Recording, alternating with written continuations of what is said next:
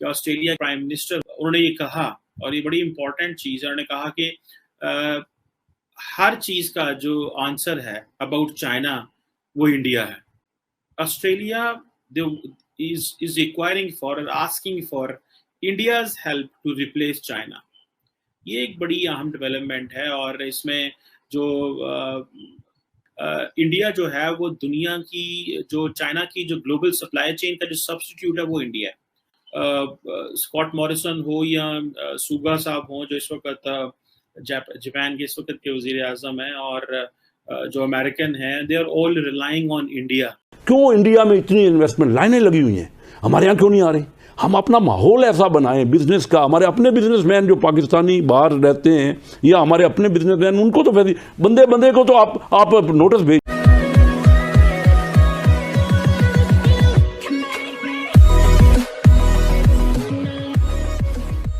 नमस्कार दोस्तों। अब यहाँ पर सिर्फ ऑस्ट्रेलियन पीएम की बात नहीं है, हर जगह की बात है कि जहाँ जहाँ देखो जो लोग हैं जो चाइना से यहाँ पर चाइना के हिसाब से यहाँ पर डरे हुए हैं, या फिर चाइना ने जिन को शिकार बनाया हुआ है, उन सबको पता है कि भाई उनका सबसे बड़ा सॉल्यूशन भारत ही है। देखिए, श्रीलंका को उसने जो है वो फंसाया पहले पैसा देकर, फिर हम्बनटोटा जो पोर्ट है उसको बचा लिया 99 ईयर्स के लिए। फिर जब इसके बाद श्रीलंका डिफ़ॉल्ट हुआ, तब अगर आप देखो तो सिचुएशन ये हो गई कि चाइना ने यहाँ पर हाथ खड़े कर दिए और उन्होंने कोई मदद करने से मना कर दिया, और ये भी कह दिया कि चाइना यहाँ पर श्रीलंका डिफ़ॉल्ट जो हो रहा है वो हमारे हिसाब से नहीं हो रहा है। हमारे हिसाब से मतलब हमने जो डील की थी वो तो सब कुछ ठीक है, श्रीलंका के अच्छे के लिए थी, वो चला गया। उसके बाद इंडिया ने यहाँ पर 3 से 4 बिलियन डॉलर की मदद करके श्रीलंका को ऊपर लाने की ट्राई की है। तो मतलब कहने का मतलब है कि चाइना की जो ये दादागिरी है उसका सिर्फ और सिर्फ जवाब इंडिया है। इसी के साथ ही वीडियो शुरू करते हैं। मालाबार नेवल एक्सरसाइजेस हैं, ये हो रही हैं 26 अगस्त से लेके 29 जो है वो ऑन द कोस्ट ऑफ गॉम जो है उसके ऊपर, और जिसमें ऑब्वियसली जो क्वाड कंट्रीज हैं जिसमें इंडिया, यूएस, ऑस्ट्रेलिया और जापान जो है वो पार्टिसिपेट कर रहे हैं। That is known as 25th edition of the Malabar exercises. और इसमें ये है कि जो ऑस्ट्रेलिया है उसके बारे में ये कहा जा रहा है कि Australia is requiring for or asking for India's help to replace China। ये एक बड़ी अहम डेवलपमेंट है, और इसमें जो एक चाइना का ऑल्टरनेट चाहता है, तो क्या India has that potential and capability? क्योंकि इस वक्त अगर देखें तो चाइना और ऑस्ट्रेलिया का जो एक समझ लें कि जो टू वे ट्रेडिंग पार्टनर है चाइना और ऑस्ट्रेलिया, दैट इज अमाउंट वो कोई तकरीबन दैट इज 250 बिलियन डॉलर के करीब ये है, 250 बिलियन डॉलर के करीब है, जो कि बाय द वे 2020 में ये जो बायलैटरल जो ट्रेडिंग है ये कम हुई है, 3% कम हुई है। ये इसमें ये एक बड़ी इंपॉर्टेंट चीज़ है।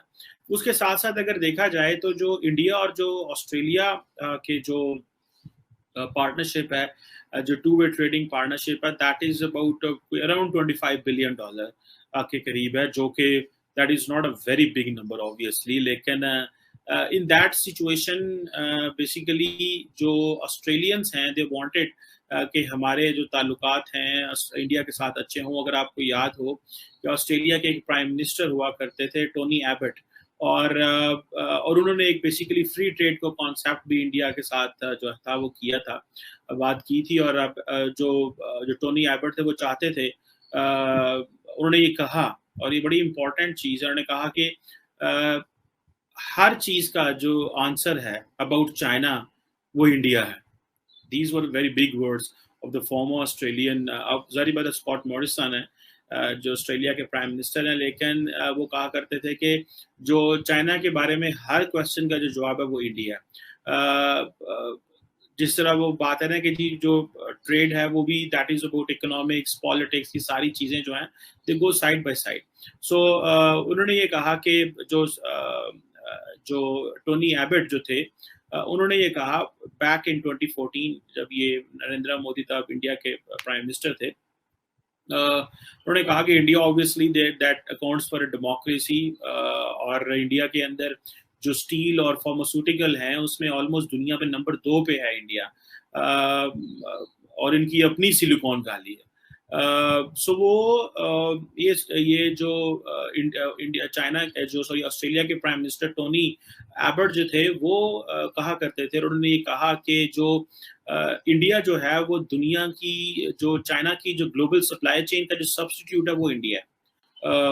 स्कॉट मॉरिसन हो या सुगा साहब हो जो इस वक्त जापान के इस वक्त के वजीर आजम हैं, और जो अमेरिकन हैं, they are all relying on India. India up to 1990 वो उसके यहाँ फॉरेन इन्वेस्टमेंट नहीं आ रही थी। उन्होंने डॉक्टर महबूब हक मेरे बड़े करीबी दोस्त थे और मनमोहन सिंह उस वक्त फाइनेंस मिनिस्टर थे। इंडिया ने क्या किया? इंडिया ने फॉरेन इन्वेस्टमेंट इंडिया ने क्या किया? हम उस वक्त बेहतर जा रहे थे, पाकिस्तान ग्रो कर रहा था। इंडिया ने बाहर के मुल्कों की इन्वेस्टमेंट को उन्होंने इनवाइट किया और सबसे ज़्यादा अट्रैक्शन दी। जो हल ये है, जब तक आपकी प्रोडक्शन नहीं बढ़ेगी, देखिए महंगाई ख़त्म नहीं हो सकती जब तक आपकी प्रोडक्शन इस वक्त आपने इतना मैसिव डिवैल्यू कर दिया। हमारे यहाँ तो पहले दिन से बजाय कि हम IMF के ऊपर इतना जोर देते, हमें तो अपने पाकिस्तानियों को जो बाहर हैं उनको इतना फैसिलिटेट आज शुरू किए ना, अभी जाके इंडस्ट्रियल जोन, क्योंकि इमरान खान साहब प्राइम मिनिस्टर थे, उनका जज्बात तो थे, उनको कोई वो बैकग्राउंड उनका नहीं है, इकोनॉमिक विजन नहीं है, तो उन्होंने क्या किया कि नैब को लगा दिया। भाई अकाउंटेबिलिटी पे है। अब नैब की वजह से कोई बाहर वाला यहाँ आता ही नहीं है, कोई यहाँ का कारोबारी भी कारोबार नहीं करना चाहता, आप पगड़ियाँ उछालेंगे। तो अब सबसे ज़्यादा जब तक हमारी प्रोडक्शन नहीं बढ़ेगी, वो कैसे बढ़ेगी? कि हम फैसिलिटेट करें बाहर की इन्वेस्टमेंट को। क्यों इंडिया में इतनी इन्वेस्टमेंट लाइनें लगी हुई हैं, हमारे यहाँ क्यों नहीं आ रही? हम अपना माहौल ऐसा बनाएं बिजनेस का, हमारे अपने बिजनेसमैन जो पाकिस्तानी बाहर रहते हैं या हमारे अपने बिजनेसमैन, उनको तो बंदे को तो आप नोटिस भेज रहे हैं, हर बंदा परेशान है, उसको महीने में 10 नोटिस आते, हर किसी को पकड़ जकड़ लगाई।